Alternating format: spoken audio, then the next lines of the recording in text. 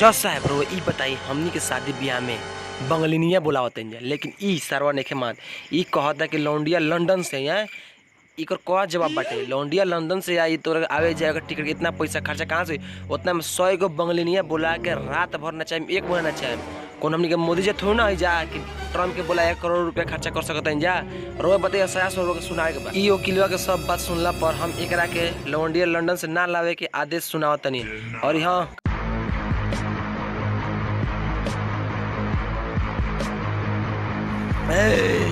आज जेल होई चाहे कल बेल होई लेकिन लौंडिया नाची तो नाची। और हाँ तू बंगले न चले तो हम तेरा कुछ कहनी है रात भर न चलो 3 दिन न चले 1 महीना चलो हम तेरा कुछ कहनी है इहो न जिस लगे हम लौंडिया लंदन से लाते तेरा का प्रॉब्लम बाटे तारा एक कह देता तू चुपचाप से बैठ जा अपन काम कर। अगर हमारा ऑर्केस्ट्रा के बीच में दखल अंदाजी कैल तार टंगरी तुर के तारा हाथ में दे ठीक बा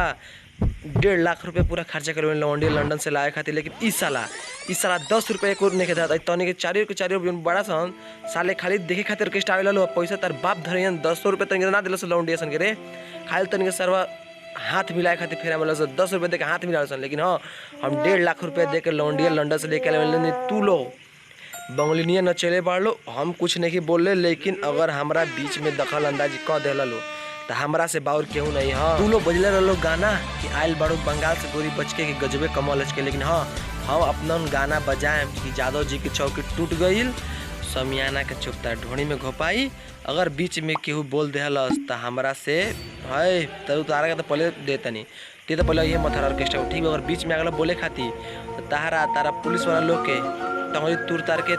दोनों ना तीनों टंगरी तुर दे तीनों टंगरी खड़ा हो रहा जान जी तनी के सबके वार्निंग देता नहीं। लेकिन बीच में हमारा कोनो नहीं के बोले गाना बजले और लसन की दिल्ली बोले दिल लेके भागा दे लेकिन हम कुछ बोला नहीं। लेकिन हम जब गाना बजाओ तनी नाच के मालकिन खेसारिया के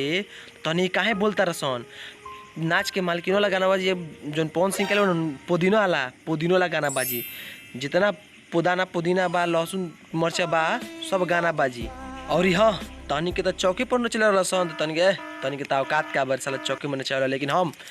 यही अदालत में स्टेज बनवाए में यही जब लौंडिया लंदन से बुला के नाचे आते वही जब बैठ के देखबे लेकिन कुछ ना कर सकबे। अगर ते कुछ कैली तोर खैर नहीं किया तनी के सगर के सही सुन तनी के एजर खड़ा होकर देखब सन हम बीच में नचाए कुर्सी ना जजवा कुर्सी निकले बीच में लेके बैठे